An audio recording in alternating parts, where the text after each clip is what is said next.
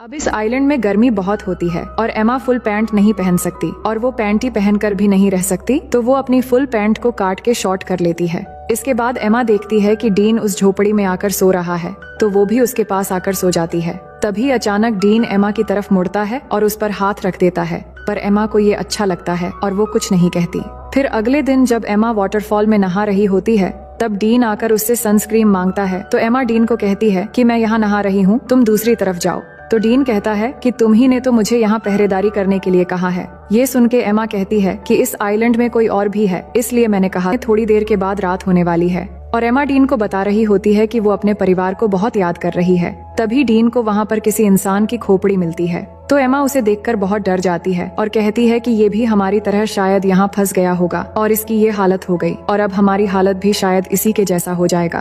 पर डीन उसे कहता है कि ये शायद कोई मछुआरा या फिर कोई स्मगलर होगा जो यहाँ आकर मर गया था, लेकिन हमारे पीछे हमारे पेरेंट्स हैं और हम यहाँ अकेले नहीं हैं। और उसे विश्वास दिलाता है कि अगर हम एक दूसरे के साथ ऐसे ही देते रहेंगे तो हम यहाँ कभी नहीं मरेंगे और एक दिन हम जरूर घर वापस जाएंगे। और ये कहने के बाद वो एमा को किस करने लगता है। एमा पहली बार किसी को किस कर रही थी और उसे अच्छा भी लग रहा था और अब रात भी हो गई थी। फिर क्या होना था, डीन सारी हदें तोड़ देता है और आइलैंड में एक तूफान आता है और इस तूफान को एमा पहली बार एंजॉय करके बहुत खुश थी।